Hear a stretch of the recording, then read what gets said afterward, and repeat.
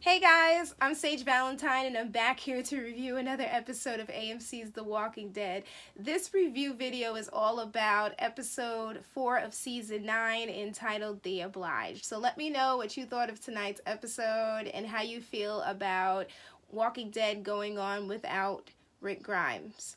Personally, I'm sad about it. But what can I do? I can't change it. I'll continue to watch, but I'm still going to be very, very sad that Rick is gone. And a lot of fans of the comic book are pretty bummed as well. But we have to remember that the TV show isn't always like the comic book, no matter how frustrating it seems at times. I'm learning this lesson with another show I'm watching where I read the book, and the TV show is taking liberties that the book did not, and it's getting a little bit weird. At least Walking Dead isn't doing that at this point. They're kind of remixing things, but it's not getting odd. Like, they're not adding like random characters and doing weird things with the storyline, but that's a whole nother story. Let's get down to this review. So pretty much Michonne is getting tired of being stuck back at home at Alexandria, and she's looking for something to do, and she finds a way to decrease her boredom by leaving Alexandria late at night and slashing some walker throats and cutting off some walker heads. And she does so beautifully. And this whole situation explains why she's been sleeping in and she's been very tired, and why she had that little bit of blood on her arm that she forgot to wipe off from the night before. She's kind of keeping this whole thing to herself.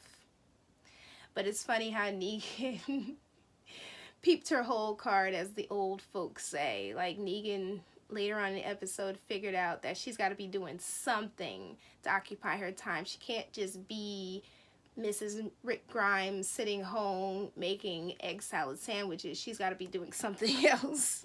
It's amazing how he hits the nail on the head. Part of me is wondering, like, what did this dude do to get hung? And why is he hanging outside of Alexandria? I'm wondering if this whole scene will come back up and be mentioned by somebody later on this season, or later on at some point. Like, I don't know. That dude hanging by his neck from the tree definitely struck me in some weird ways. And as Michonne is kind of struck, this walker comes out of nowhere and kind of tries to attack her, and Michonne loses grip of her katana and is forced to use Lucille to bash this walker's head in. And when she realizes that she's losing Lucille, she ends up dropping it. And I'm just like, man, Michonne really bashed the crap out of that walker's head with Lucille. And I'm sure that Negan would be mighty happy if he learned that she was using Lucille. Like, he would probably get a kick out of that. And then seeing the next scene with Maggie and baby Herschel was very cute. Apparently Georgie from the Commonwealth has been writing Maggie letters, and Maggie has been avoiding answering Georgie. So I'm wondering, will Georgie somehow, some way come up later on in the season? Will Georgie be the reason why Maggie ends up going away? Like, I can't see Maggie dying, but I could see Maggie going away, or maybe being kidnapped or something to that effect. So Jesus is trying to convince Maggie, or kind of trying to talk her out of killing Negan. And a lot of fans want Negan to die. Me personally, I'm looking at Negan like, you know, killing him would be too good for Negan. Negan needs to live with what he's done. That's how I feel about that situation. But Maggie is dead set on killing Negan. Rick refuses to let go of the idea of building up this bridge, despite the fact that it is a lost cause. And everybody else realizes it but Rick. Eugene starts talking about these two herds that he called Tybalt and Cordelia. And he said that it doesn't look like these two herds are going to meet. Now, later on in the episode, we realize that obviously that hypothesis was wrong. But at this point, Eugene's like, nah, you may not have anything to worry about too much in terms of these herds.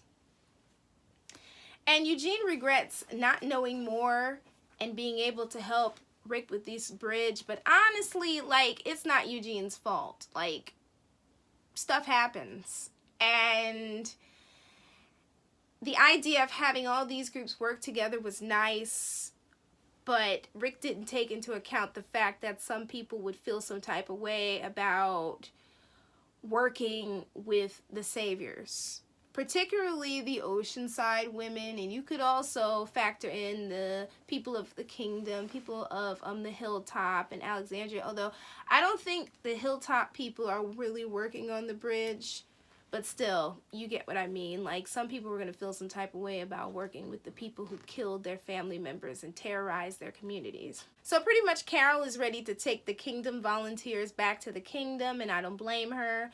She says that the sanctuary doesn't want anyone else's help.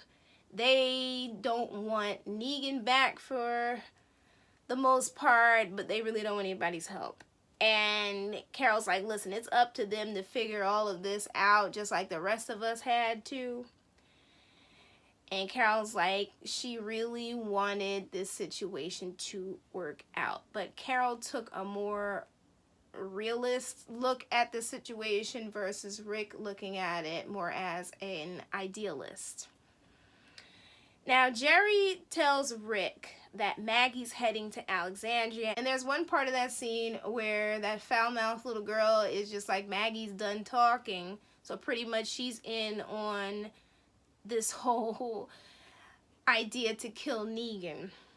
So Daryl volunteers to take Rick to Alexandria via his motorcycle, and I'm just like, what's about to happen with Daryl? I don't have a good feeling about this situation. We get to meet a new character named Nora. She seems kind of cool. She informs Michonne that the crows have pretty much eaten up a third of the tomato crop that they planted. Negan is on a bit of a hunger strike. Scott tried to feed him, and Michonne's like, you know what? I'll just take care of this. Maybe I can get him to eat. So we learn, and my gut feeling was right, that Daryl is a part of a plot to stop Rick from making it to Alexandria, to stop Maggie from killing Negan. And all of a sudden, Daryl and Rick start fighting, and I'm just like, this is not the time to start fighting. And lo and behold, they both attack each other, roll down a hill, and right into a huge ditch. I mean, that thing was gigantic. I guess you could call it a hole. So Michonne goes down to try to make Negan eat, and Negan's like, well, I'm not on a hunger strike. He's just not in any mood to eat. With Negan, it's always a power play. Doesn't matter what it is. Personally, I really like that scene a lot. It was nice to see Michonne and Negan interacting, because you don't see it that much. At this point in the storyline, Negan is so low and sad and a bit neutered. He doesn't have the power he had before. He's in the darkness. He's been forced to think about everything that he has done.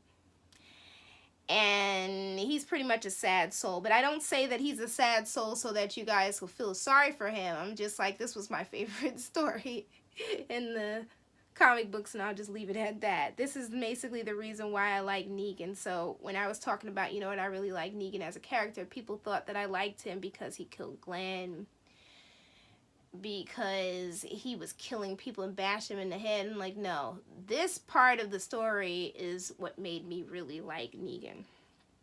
And Negan says, you know what, I will eat if you stay down here and you talk to me. Daryl and Rick, again, are stuck in that gigantic hole, and they talk about this whole situation of keeping Negan alive. Part of me feels some type of way when Daryl mentions Glenn, but that's a whole different story that I've talked about in, I believe it was season 7, and I'm not going to continue talking about that.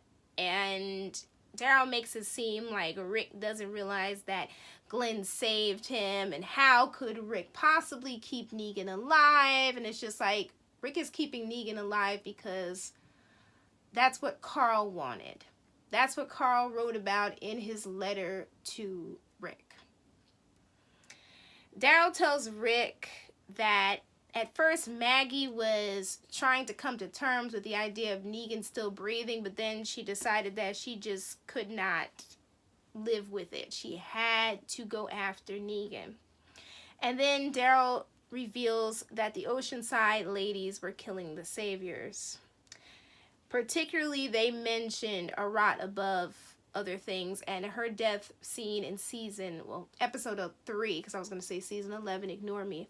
Episode 3 definitely struck me. I don't know why it struck me, it just struck me. So Rick said if Negan dies, then he becomes a martyr. That's true. And then this whole war was for nothing.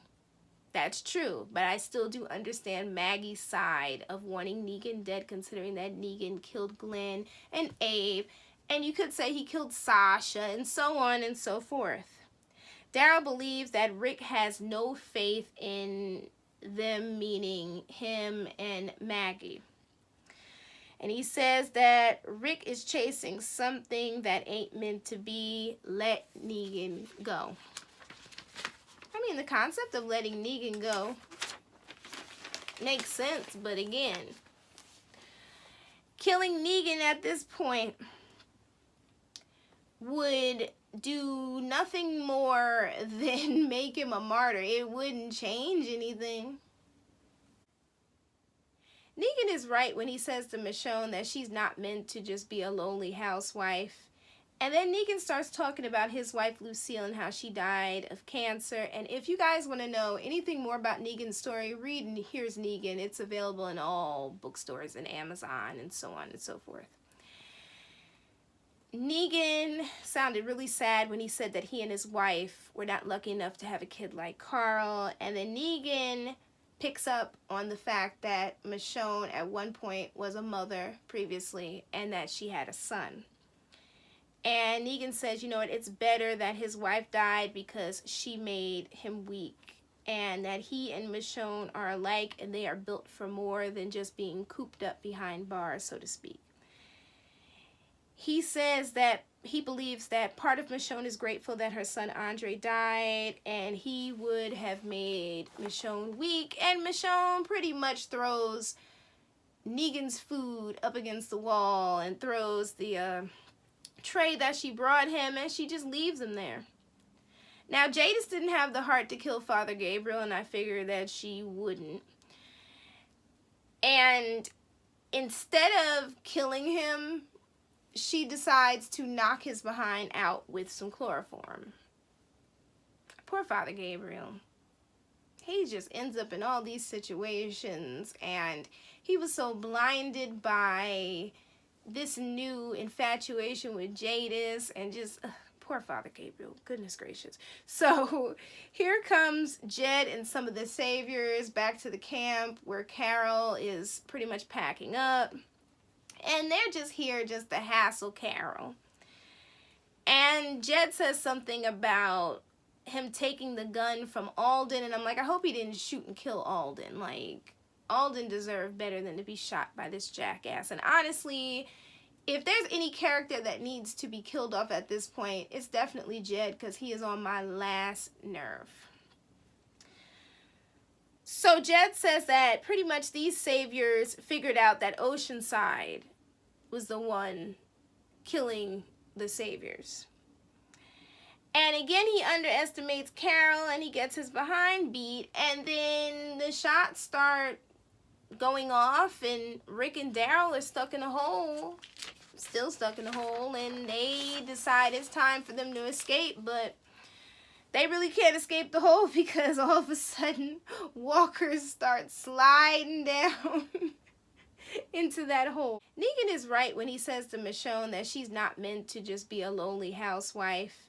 And then Negan starts talking about his wife Lucille and how she died of cancer. And if you guys want to know anything more about Negan's story, read and Here's Negan. It's available in all bookstores and Amazon and so on and so forth. Negan sounded really sad when he said that he and his wife were not lucky enough to have a kid like Carl. And then Negan picks up on the fact that Michonne at one point was a mother previously and that she had a son. And Negan says, you know what, it's better that his wife died because she made him weak. And that he and Michonne are alike and they are built for more than just being cooped up behind bars, so to speak. He says that he believes that part of Michonne is grateful that her son Andre died, and he would have made Michonne weak, and Michonne pretty much throws Negan's food up against the wall and throws the tray that she brought him, and she just leaves him there. Now, Jadis didn't have the heart to kill Father Gabriel, and I figured that she wouldn't. And instead of killing him, she decides to knock his behind out with some chloroform. Poor Father Gabriel.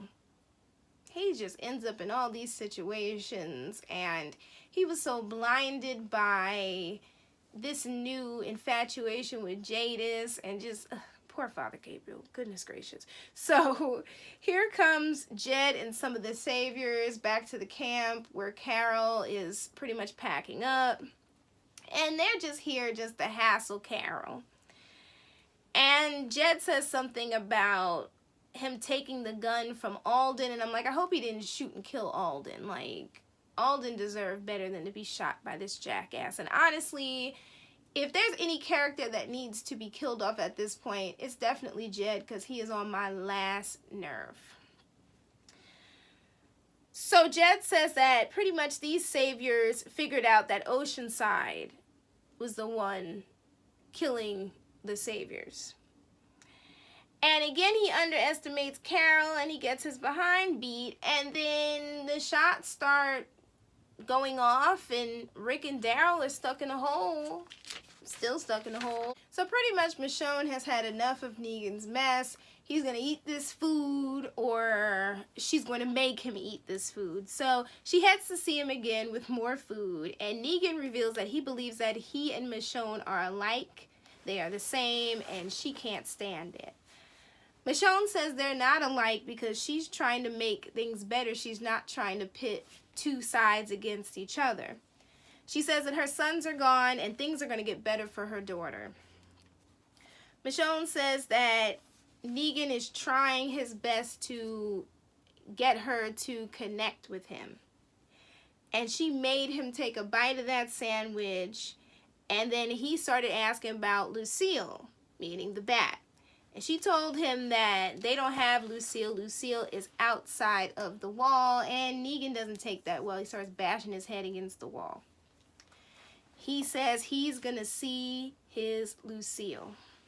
I guess by any means necessary, but he's going to have to get out of that cage in order to do it. So then walkers start falling into Daryl and Rick's hole as they climb out. They both manage to escape, but not before Daryl starts struggling before he's freed, and Rick reaches to grab him and calls him his brother, and it's so sweet. Then Rick gets this idea when they're about to head back to the camp that he's going to try to reroute the walker herd. And I'm just like, this is not a good idea. Please don't tell me this is the way that Rick is going to be killed off. And Daryl's just like, you know, that's not a good idea, but if you're going to do it, lead them to the bridge and then come back. And Rick is just like, no, no, no, we're not going to destroy this bridge. I'm like, dude, you're still holding on to this stupid bridge that is going to be the literal death of you. So Father Gabriel realizes that Anne left him behind because, quote, she wanted to move fast, which is why she left him all alone. So he's pretty much going to be heartbroken over this. I'm sure we're going to see Jadis again. Hopefully something doesn't happen to Jadis and she gets killed off before we see her again. But I think we're going to see her again. Michonne is sitting down. She's reading a book to Judith and she makes it to a baseball bat and she's staring at it. And then she continues the book. reading the book to Judith. Maggie spies Michonne's dead walkers on the road on her way to Alexandria. And obviously she realizes that Michonne killed them because of how cleanly sliced their necks are, or their heads are separated from their necks. So Rick is riding on this white horse, and we see one herd, which is obviously Tybalt, coming this way, and Cordelia coming this way, and they're about to meet. They're about to go against what Eugene thought was going to happen. And Rick's horse gets startled, and he gets startled right near a piece of rock with some rebar sticking out of it. Rick gets thrown from the horse, and he gets impaled by a piece of rebar right in the spot where he got shot in season 1, and I believe that that was deliberate. And it's not looking good for Rick. And episode 5 is supposed to be full of a bunch of flashbacks, considering the fact that it is the show's way of saying goodbye to Rick Grimes and Andrew Lincoln. And I'm not looking forward to Sunday's episode. I'm going to be a bawling, crying mess. I never thought that I would be this, emotionally connected with a TV show, but I am. But I'm connected in a way that does not go as far as harassing a character or an actor who plays a character that I don't like. Trust me, I've met quite a few characters, Shane, that I don't like, but I like the actors. And I don't treat them differently because they're playing that character. But with The Walking Dead, this show was the last show that I was able to watch with my grandmother before she died.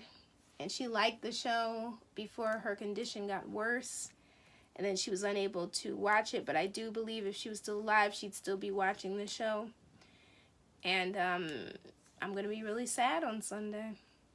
But let me know how you guys are going to feel in terms of Rick leaving and where you think the show is going. And if you want to discuss some things in terms of the comic book or anything else Walking Dead related, leave me some comments and we'll chat all about it. But until next time, I'm Sage Valentine, and I'll be back to review episode 5 on Monday the